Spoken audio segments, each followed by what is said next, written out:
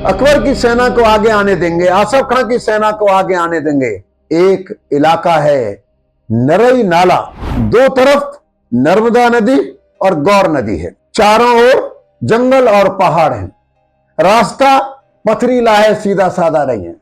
हमारे सैनिकों को अभ्यास है वहां चलने का, लड़ने का, छिपने का, वहां के रास्तों का। मुगल सेना परेशान हो जाएगी। इस प्रकार से उन्होंने मुगल सेना को उसके अंदर आने दिया और दुर्गावती की सेना ने हमला बोल दिया और बड़े अच्छे ढंग से युद्ध प्रारंभ हो गया। दिल्ली की सत्ता, विशाल सेना, बहुत बड़ी संख्या में तोप, और इधर छोटी सी सेना महारानी दुर्गावती। पहली लड़ाई आसफ खां के साथ जो हुई, आपको हमको सुनकर कितनी खुशी होगी। 3000 मुगल सैनिक उस दिन के लड़ाई में मारे गए। मारे तो हमारे भी सैनिक गए, लेकिन हमने आसफ खां को हरा दिया और आसफ खां युद्ध का मैदान छोड़ करके चला गया। अकबर को सूचना गई, दुर्गावती ने हमको हरा दिया, एक महिला ने हमको हरा दिया।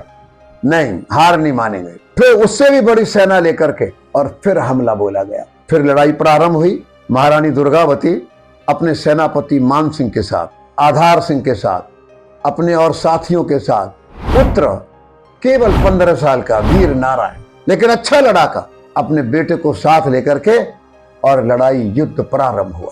3 बार इतनी बड़ी मुगल सेना को महारानी दुर्गावती ने पीछे खदेड़ दिया। उनका सेनापति, एक का नाम था अर्जुन सिंह, वो युद्ध में मारे गए। रानी ने खुद घोड़े पर बैठकर और मर्दाने कपड़े पहन करके युद्ध का संचालन किया, दोनों हाथों से तलवारें चलाई। हम तो संघ में गीत गाया करते थे, दुर्गावती जब रण में निकली, हाथों में थी तलवारें दो, धरती कांपी आकाश हिला, जब चलने लगी तलवारें दो।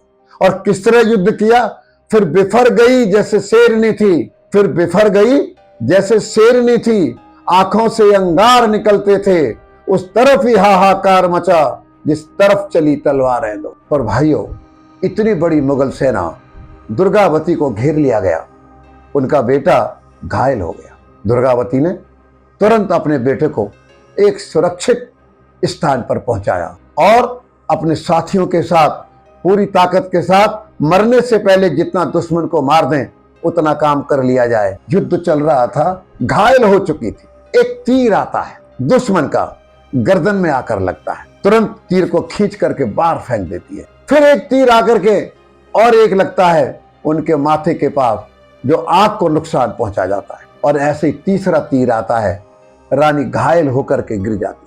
वो अपने वजीर को, आधार सिंह को कहती है, आधार सिंह, मेरे शरीर को दुश्मन हाथ लगाए, इससे पहले तुम अपनी तलवार से मेरी गर्दन काट दो। आधार सिंह कहता है, रानी क्षमा करना, मैं ये काम नहीं कर पाऊं। वो और दूसरे साथी को कहती है, मना कर देता है। रानी अपनी तलवार लेती है, अपनी इज्जत और बाद में होने वाली दुर्गति से बचने के लिए तलवार को अपने छाती में घोंप करके अपनी जीवन लीला समाप्त कर देती है। भाइयों, उस दिन थी 24 जून। उनके साथी और उनका अंतिम संस्कार कर देते। फिर क्या हुआ उसके बाद, उनका बेटा वीर नारायण, जिसको सुरक्षित स्थान पर बैठ दिया था, वो चौरागढ़ के अंदर पहुंच जाता है, किले के अंदर पहुंच जाता है। आसफ का वही पहुंचता है। लड़ाई प्रारंभ होती है। बड़ी वीरता से 15 साल का बालक अपने सैनिकों के साथ लड़ता है। कितनी देर लड़ता हो, लड़ता हुआ वो भी वीर गति को प्राप्त हो जाता है।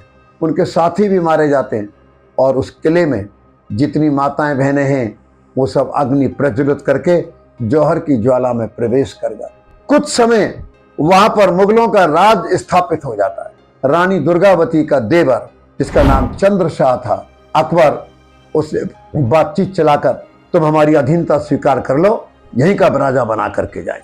वो अधीनता स्वीकार कर लेता है और चंद्रशाह को कड़मंडला का राजा बना दिया जाता है। 24 जून को उनका बलिदान दिवस पूरे देश के अंदर मनाया जाता है। ऐसी महारानी दुर्गावती चंदेल वंशी छत्राणी थी, जिसके वंश की अपनी गौरवशाली परंपरा थी। भाइयों, एक गढ़मंडला वही है जहां पर दलपत शाह के परिवार ने 200 साल से 14वीं शताब्दी से लेकर 18वीं शताब्दी तक वहीं के गौंड वनवासियों ने राज्य किया। लेकिन उसका सबसे गौरवशाली क्षण रहा महाराजा संग्राम शाह, उनका बेटा दलपत शाह और उनकी पत्नी महारानी दुर्गावती का काल रहा। विकास तो हुआ ही, लेकिन उन्होंने देश के दुश्मनों से लड़कर के और उन्होंने एक इतना अच्छा परंपरा कायम की, वीरता की, और एक ऐसा स्थान खजुराहो भी उन्होंने विकास करके खड़ा कर दिया। इस प्रकार से बहनों और भाइयों, हमारे वीरांगनाओं के इतिहास में जो देश के लिए लड़ी, महारानी दुर्गावती का भी अपना एक स्थान है। पूरा देश गीत गाता है, कहानियाँ सुनाता है, इनका बलिदान दिवस मनाता है। आज जहाँ उनका जीवन समाप्त हुआ, बहुत अच्छा इनकी याद में स्मारक बना हुआ है। उनको याद करें हम और इनका जीवन में ध्यान करें। जय श्री राम, जय श्री राम।